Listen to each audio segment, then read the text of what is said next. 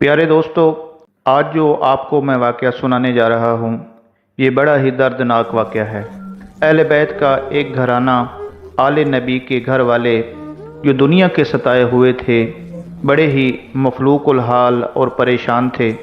ایک نامور پہلوان نے ان کی عزت کی، ان کی توقیر کی، تو بدلے میں اسے دنیا اور آخرت کی کامیابی ملی۔ یہ بڑا ہی دردناک واقعہ ہے، اس کو آخر تک ضرور سنیے گا۔ ایک زمانے میں بغداد میں ایک نامی گرامی پہلوان رہا کرتا تھا۔ پورے بغداد میں اس پہلوان کے مقابلے کا کوئی اور نہیں تھا۔ بڑے سے بڑا پہلوان بھی اس کے سامنے زیر تھا۔ کیا مجال کہ کوئی اس کے سامنے آ کر اس سے نظر بھی ملا سکے۔ یہی وجہ تھی کہ شاہی دربار میں اس کو بڑی عزت کی نگاہ سے دیکھا جاتا تھا۔ اس کو شاہی پہلوان کا خطاب ملا ہوا تھا۔ بادشاہ کی نظر میں اس کا ایک خاص مقام تھا۔ ایک دن وہ شاہی پہلوان بادشاہ کے دربار میں اراکین سلطنت کے ہمراہ بیٹھا ہوا تھا کہ شاہی محل کے صدر دروازے پر کسی نے آ کر دستک دی۔ خادم نے آ کر بادشاہ کو بتایا کہ ایک کمزور اور ناتواں اجنبی شخص دروازے پر کھڑا ہے جس کا بوسیدہ سا لباس ہے۔ اس کی کمزوری کا یہ عالم ہے کہ زمین پر کھڑا ہونا بھی مشکل ہو رہا ہے۔ اس نے یہ پیغام بھیجا ہے کہ پہلوان کو میرا پیغام پہنچا دو کہ کشتی میں وہ میرا چیلنج قبول کرے۔ بادشاہ نے اسے دربار میں پیش کرنے کا حکم دیا۔ اجنبی ڈگمگاتے پیروں سے دربار میں حاضر ہوا۔ وزیر نے اجنبی سے پوچھا کہ تم کیا چاہتے ہو؟ اجنبی نے جواب دیا کہ میں شاہی پہلوان سے کشتی لڑنا چاہتا ہوں۔ وزیر نے کہا کہ چھوٹا منہ بڑی بات نہ کرو۔ کیا تمہیں معلوم نہیں کہ اس شاہی پہلوان کا نام سن کر بڑے بڑے پہلوانوں کو پسینہ آ جاتا ہے؟ پورے شہر میں اس کے مقابلے کا کوئی نہیں، اور تم جیسے کمزور شخص کا اس شاہی پہلوان سے کشتی لڑنا تمہاری ہلاکت کا سبب بھی ہو سکتا ہے۔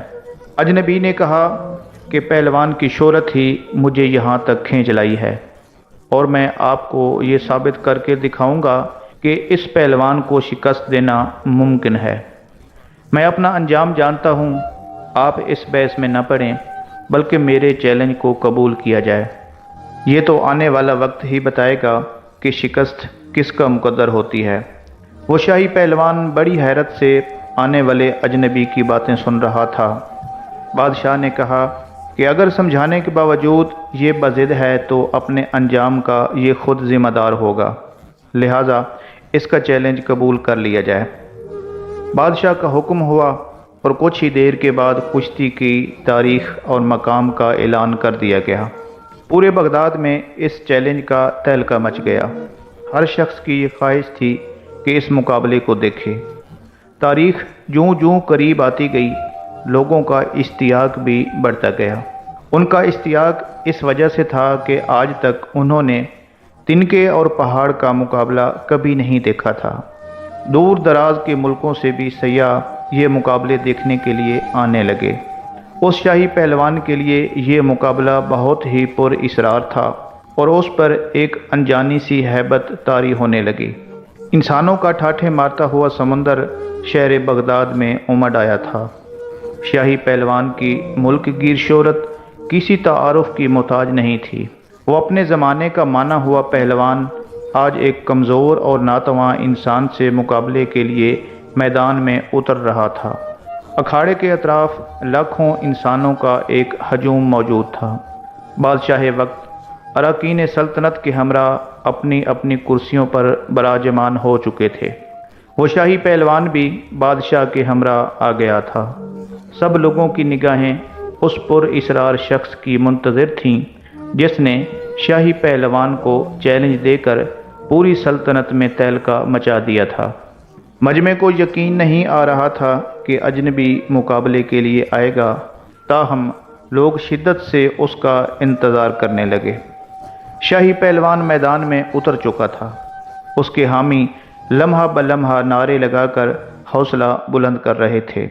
اچانک وہ اجنبی لوگوں کی صفوں کو چیرتا ہوا اکھاڑے میں پہنچ گیا۔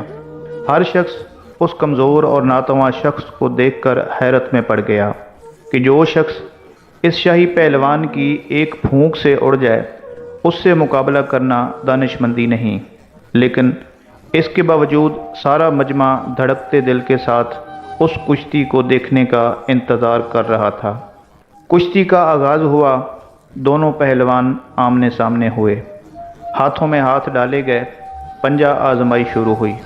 اس سے پہلے کہ وہ شاہی پہلوان کوئی داؤ لگا کر اجنبی کو زیر کرتا، اجنبی نے آہستہ سے اس شاہی پہلوان کے کان میں کچھ سرگوشی کی۔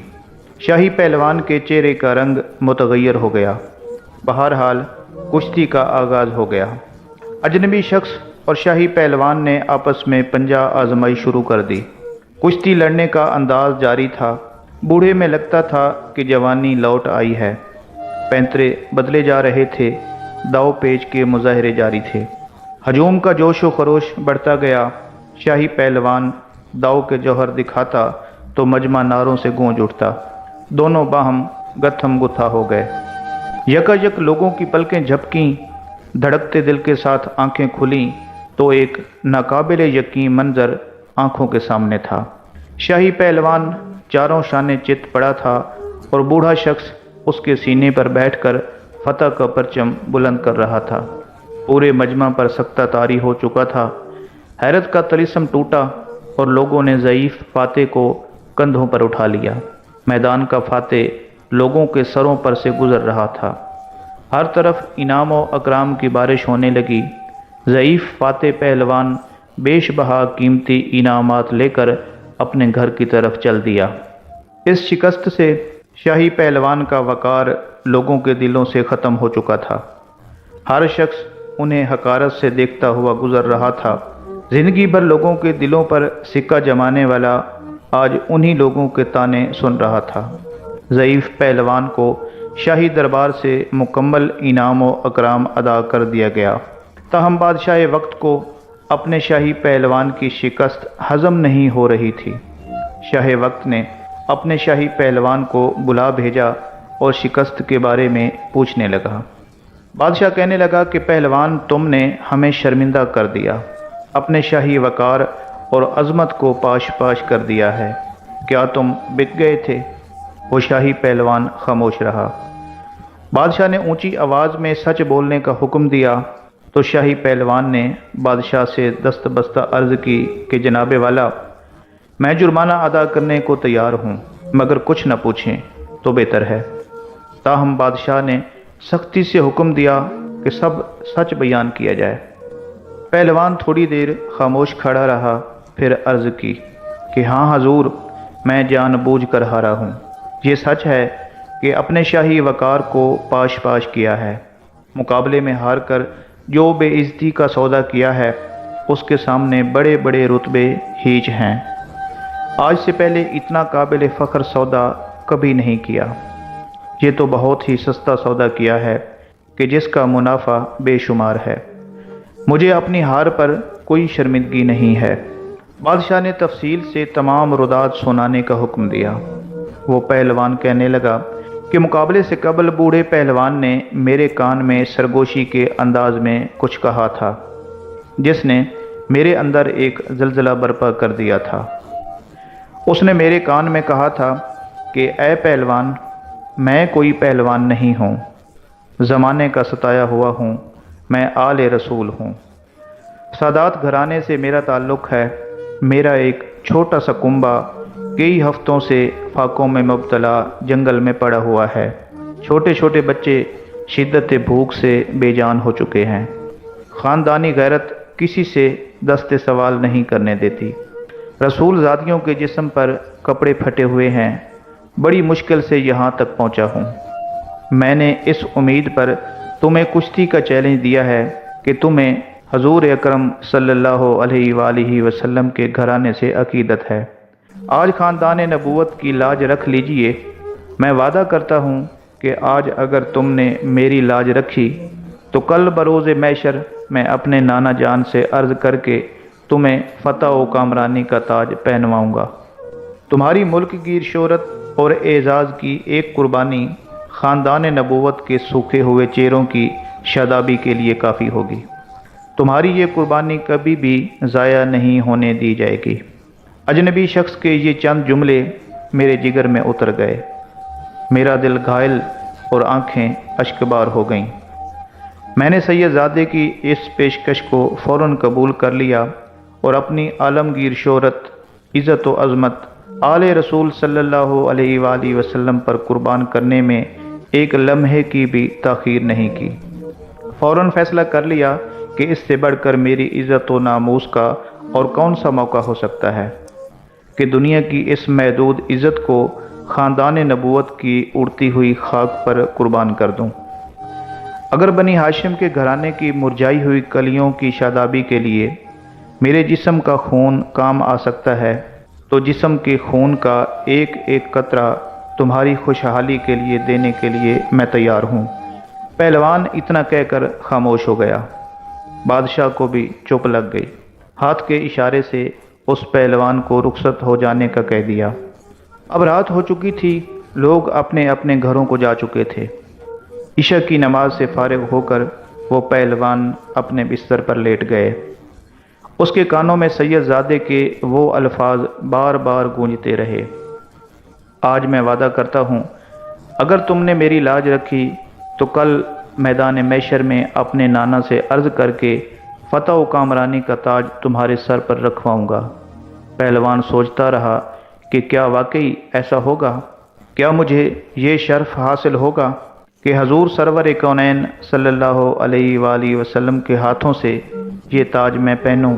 نہیں، میں گناہ گار اس قابل کہاں، لیکن خاندان نبوت کے شہزادے نے مجھ سے وعدہ کیا ہے، آل رسول کا وعدہ غلط نہیں ہو سکتا۔ یہ سوچتے سوچتے پہلوان نیند کی آغوش میں پہنچ چکا تھا۔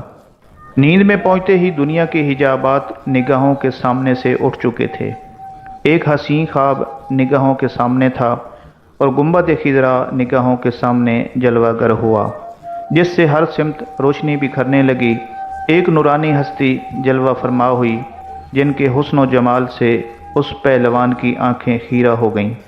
دل کیف و سرور میں ڈوب گیا اور در و دیوار سے آوازیں آنے لگیں، الصلاۃ والسلام علیکہ یا رسول اللہ، الصلاۃ والسلام علیکہ یا حبیب اللہ۔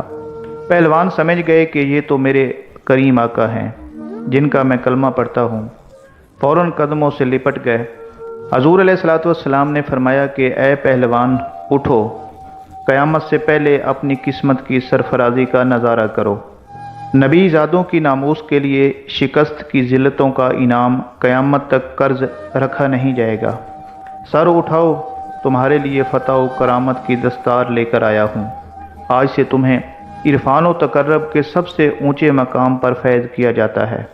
تمہیں اولیاء کرام کی سروری کا اعزاز مبارک ہو۔ ان کلمات کے بعد حضور سرور کونین حضرت محمد صلی اللہ علیہ وآلہ وسلم نے پہلوان کو سینے سے لگایا اور اس موقع پر حضور علیہ الصلوۃ والسلام نے حالت خواب میں پہلوان کو کیا کچھ عطا کیا، اس کا اندازہ لگانا بھی مشکل ہے۔ اتنا اندازہ ضرور لگایا جا سکتا ہے کہ جب وہ پہلوان نیند سے بیدار ہوا تو ساری کائنات چمکتے ہوئے آئینے کی طرح اس کی نگاہوں میں سما چکی تھی۔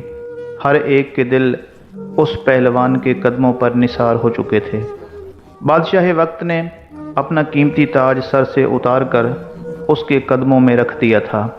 بغداد کے اس نامور پہلوان کا نام جنید تھا، جو آج سید الطائفہ سیدنا حضرت جنید بغدادی رحمۃ اللہ علیہ کے نام سے سارے عالم میں مشہور ہو چکا تھا۔ ساری کائنات کے دل ان کے لیے جھک گئے تھے۔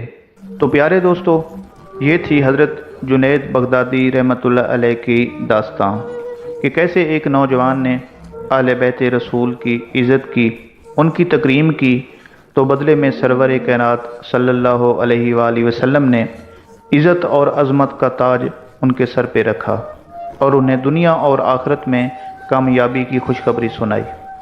اللہ کریم سے دعا کرنی چاہیے کہ ہمیں اہل بیت اور صحابہ کرام سے محبت کرنے والا بنائے، اور اہل بیت رسول صلی اللہ علیہ وآلہ وسلم کے صدقے اللہ تعالیٰ میری اور آپ سب لوگوں کی مغفرت فرمائے، آمین یا رب العالمین۔